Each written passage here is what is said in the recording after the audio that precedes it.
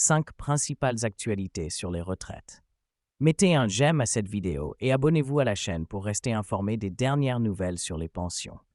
Commençons par la 5e actualité. Révolution de la retraite en 2024. Révélation sur le montant maximal inédit des pensions dès le 1er janvier. Il était une fois une France où les retraités se retrouvaient dans une situation difficile. La hausse du coût de la vie avait un impact néfaste sur leur pouvoir d'achat, les plongeant souvent dans la précarité. Face à cette situation préoccupante, le gouvernement décida de prendre des mesures pour les aider. Le 1er janvier 2024, une bonne nouvelle fut annoncée. Les pensions des seniors allaient être revalorisées. Cette revalorisation serait basée sur l'indice de l'évolution moyenne des prix à la consommation et était estimée à 5% de hausse du pouvoir d'achat, selon l'INSEE. Enfin, une lueur d'espoir pour les retraités. Cette augmentation des pensions allait dépendre de 2 critères: la carrière professionnelle de chaque retraité et le régime d'assurance retraite auquel il avait souscrit pendant son activité. Ainsi, à partir du 1er janvier 2024, le montant maximal de la pension de retraite serait revalorisé à la hausse, atteignant désormais 1 932 € contre 1 714 € en 2022. Pourtant, certains rappelaient que cette hausse ne permettrait pas aux retraités de s'enrichir réellement. Emmanuel Grimaud, président de Maximis Retraite, soulignait que cette revalorisation suivait simplement l'inflation, sans réel gain de pouvoir d'achat. Il expliquait que si l'on prenait l'exemple d'un produit ayant une valeur de 100 en 2020, celui-ci atteindrait 112,7 en fin 2023, tandis que la pension de retraite atteindrait 113,2. Un gain minime, mais une évolution tout de même. Malgré tout, cette augmentation de la pension de retraite de base était une bonne nouvelle pour les 14 millions de retraités affiliés à différents organismes. Elle leur serait versée en février 2024, offrant ainsi une bouffée d'oxygène à ceux qui se trouvaient dans une situation financière difficile en ce début d'année.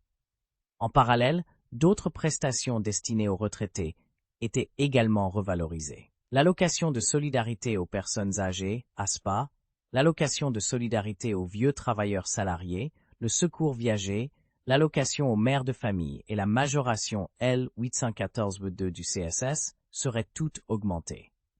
Ainsi, grâce à ces mesures, le gouvernement tentait d'apporter un soutien financier aux retraités et de leur assurer une meilleure qualité de vie. Une histoire qui ne se terminait pas par un « ils vécurent heureux », mais qui offrait tout de même un peu de répit aux héros de cette histoire, les seniors français. 2024, année de l'envolée des prix, mon engagement total pour faire face à cette hausse. L'histoire actuelle est dominée par une préoccupation commune, l'inflation galopante qui entraîne une augmentation des prix. La population, lassée de subir cette hausse, exprime son mécontentement.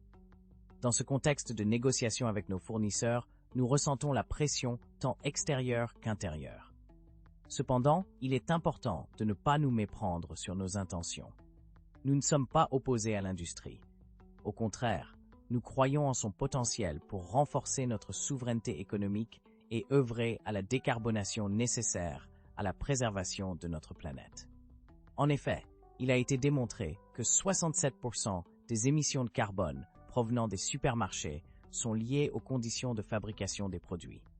Néanmoins, nous devons également veiller à préserver nos petites et moyennes entreprises, ainsi que nos agriculteurs. Chez Leclerc, nous nous engageons à respecter les critères de négociation visant à protéger la valeur des produits agricoles. Il est essentiel de ne pas faire de fausses accusations injustifiées à cet égard. Le taux d'épargne élevé des Français, 18%, reflète leur méfiance actuelle, se traduisant par une réduction des achats impulsifs et des dépenses conséquentes. Cette réaction est compréhensible, d'autant plus que le débat sur les retraites et l'augmentation des prix des produits de première nécessité, 21% en 2 ans, suscite des inquiétudes. Il est donc impératif, dans les prochains mois, de convaincre ces grands fournisseurs ayant augmenté de manière excessive leurs tarifs de revoir leur position. nous devons retrouver des coûts répercutés de manière plus raisonnable, transparente et étalée dans le temps. Dans son éditorial du Figaro 04/24, Anne de Guigné souligne à juste titre que la consommation représente la moitié de la production de richesse en France. Ainsi, la croissance dépend étroitement de la confiance des consommateurs envers les marques, les enseignes et les producteurs. Il est donc clair que la lutte contre la hausse des prix revêt une importance politique au-delà de son aspect purement commercial. Ce n'est pas un hasard si tous les sondages révèlent que cette préoccupation est en tête des préoccupations des Français. Nous devons agir de manière décisive pour y remédier. Le mystère du minimum retraite dévoilé. Qu'attendre si vous n'avez pas tous vos trimestres? Il était une fois, dans un pays lointain, des retraités dont la situation financière était diverse. Certains vivaient confortablement grâce à une pension généreuse, tandis que d'autres luttaient pour subvenir à leurs besoins quotidiens. Face à cette injustice, le gouvernement décida de fixer un montant minimum de retraite pour chaque individu, même pour ceux qui n'avaient pas pu cotiser tout leur trimestre. Ainsi commença l'histoire du minimum retraite. Dans le monde du travail, beaucoup espéraient cotiser suffisamment de trimestres pour bénéficier d'une retraite à taux plein. Cependant, des imprévus pouvaient parfois les empêcher de réunir les trimestres nécessaires. Heureusement, ils avaient droit à un minimum retraite. Mais quel était le montant de cette aide? Il existait en réalité 3 types de minimum retraite, chacun adapté à des situations spécifiques. Le premier était l'allocation de solidarité aux personnes âgées, ASPA, anciennement connue sous le nom de minimum vieillesse. Cette prestation était versée aux personnes qui avaient atteint l'âge de départ à la retraite et qui ne disposaient d'aucune ressource. Son montant varie et en fonction de la situation familiale et de l'allocataire, allant de 961,8 € à 1012 € par mois pour une personne seule et de 1492,8 € à 1571 € pour un couple. Pour prétendre à cette aide, il fallait être résident en France et avoir atteint l'âge de 65 ans. Le deuxième type de minimum retraite était le minimum garanti, destiné aux anciens salariés de la fonction publique ou aux ex-fonctionnaires. Pour bénéficier de cette prestation, il fallait remplir plusieurs conditions, notamment avoir cotisé suffisamment de trimestres pour obtenir une pension complète, sans réduction, et bénéficier d'une retraite anticipée en tant que parent d'un enfant handicapé. De plus, il fallait être atteint d'une invalidité d'au moins 50% ou d'une infirmité ou maladie incurable. Jusqu'au 30 avril 2024, le montant du minimum garanti était fixé à 1948,33 €. Si la pension mensuelle des fonctionnaires était inférieure à ce montant, il était compensé jusqu'à atteindre le montant minimum. Enfin, le troisième type de minimum retraite était le minimum contributif, réservé aux anciens salariés du secteur privé. Il s'agissait d'un montant plancher ajouté à la pension de l'assuré lorsque celle-ci était considérée comme insuffisante. Le montant du minimum contributif variait en fonction du nombre de trimestres cotisés. En 2024, il fut revalorisé de 3,4% et atteignit ainsi 876,14 € par mois pour les minimums contributifs majorés. Cependant, il était important de souligner que compter uniquement sur le minimum retraite n'était pas suffisant pour assurer une retraite confortable. Face à la crise économique et à l'inflation, il était primordial de se préparer dès maintenant pour profiter de vieux jours sereins.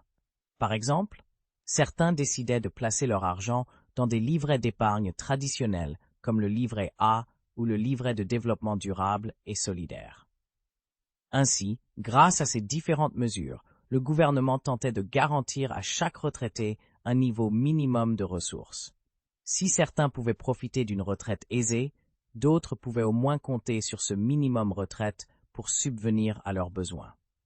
Ainsi, l'histoire du minimum retraite continuait d'évoluer pour offrir un avenir plus serein aux générations futures. Retraite et natalité. L'heure est venue pour un changement radical de perspective. Il était une fois en France, un pays aux enjeux démographiques importants. L'histoire commença par une étude sur l'évolution des naissances, qui révéla une chute inquiétante du nombre d'enfants nés chaque mois. Entre 2012 et 2023, une baisse de 21% fut constatée, soit une diminution de 1492 naissances mensuelles. Cette baisse démographique mettait en péril l'équilibre des retraites par répartition, qui reposait sur la solidarité intergénérationnelle. Le constat était clair, la politique familiale du pays s'affaiblissait, ce qui contribuait à la baisse de la natalité. Cependant, ce n'était pas la seule cause de ce déclin, mais elle jouait un rôle important dans cette situation préoccupante. Face à cette réalité, il était impératif d'agir. La vie, symbole de vitalité nationale, devait retrouver sa place dans les priorités du pays.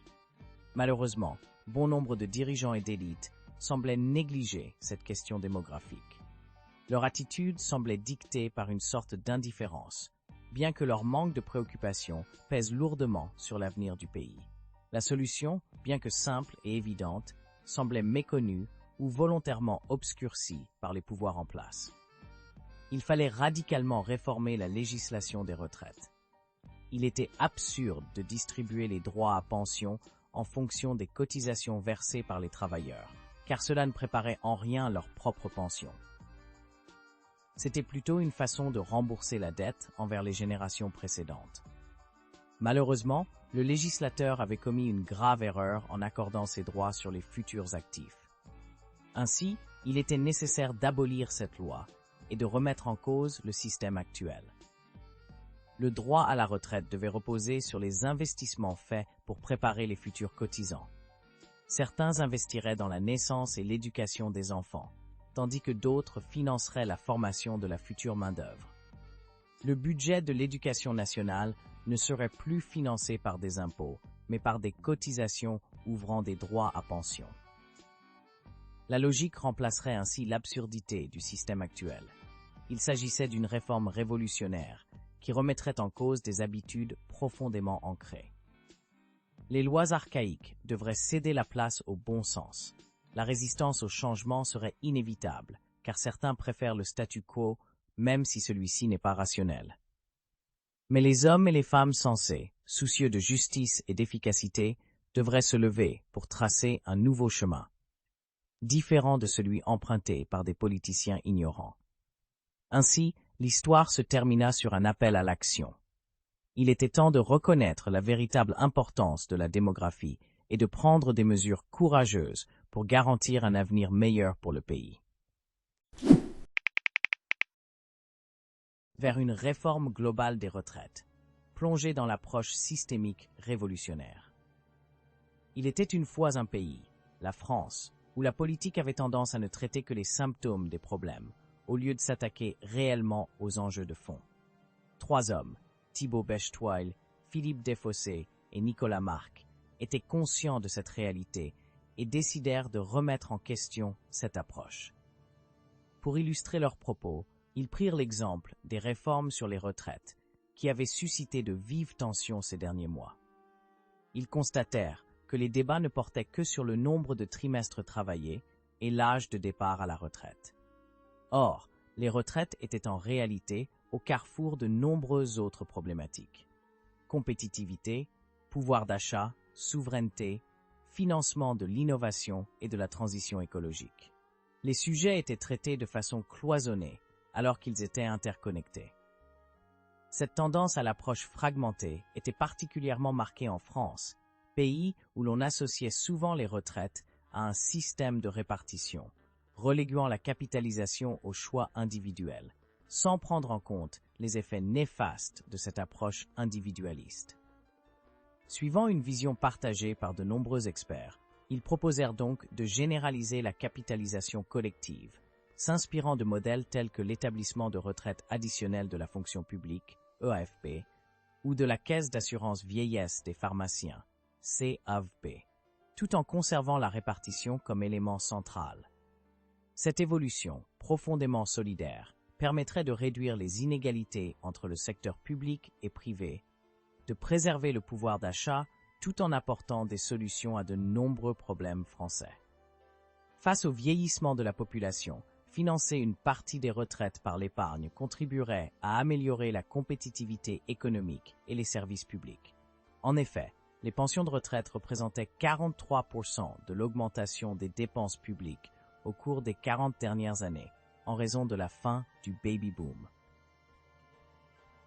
Les nouvelles générations, moins nombreuses, cotisaient davantage pour financer les retraites d'une population plus âgée. Généraliser la capitalisation collective permettrait ainsi de financer une partie des retraites par l'épargne, tout en réduisant le recours aux cotisations retraite, qui représentait actuellement 28% des salaires bruts. La généralisation de l'épargne retraite constituait également un enjeu important pour l'innovation et la souveraineté nationale. Les États-Unis, par exemple, réussissaient à se positionner en leader sur des secteurs stratégiques grâce à une dépense publique orientée vers l'innovation, mais également à un financement soutenu par l'épargne retraite, à travers l'investissement en private equity et en bourse. Ce modèle leur permettait de faire émerger et grandir des entreprises leaders dans des domaines tels que les réseaux, la cybersécurité, les données, l'intelligence artificielle ou encore la transition énergétique. Ils bénéficiaient d'une épargne retraite abondante qui alimentait la bourse et les entreprises innovantes. Si rien ne changeait en France, le pays risquait de manquer de capitaux pour financer la transition écologique, tout comme il n'avait pas su faire émerger de géants du numérique. En comparaison avec la moyenne des pays de l'OCDE, il manquait déjà près de 8 900 milliards d'euros d'épargne retraite dans l'Union européenne à la fin de l'année 2020. Ce retard constituait un frein au financement des entreprises, qu'elles soient innovantes ou établies, ainsi qu'à la croissance du pays. Enfin, la généralisation de la capitalisation collective permettrait d'augmenter les pensions de retraite et le pouvoir d'achat. Elle offrirait à tous les Français la possibilité de partager les bénéfices de l'économie grâce à une épargne retraite qui se valoriserait au fil du temps grâce aux dividendes et aux plus-values boursières.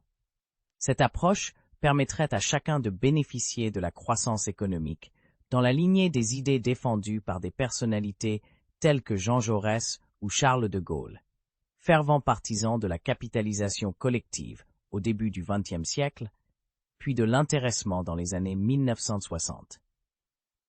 Il était temps de ne plus craindre d'aborder les problèmes de la société de manière globale, en intégrant les liens et interdépendances entre les différents sujets.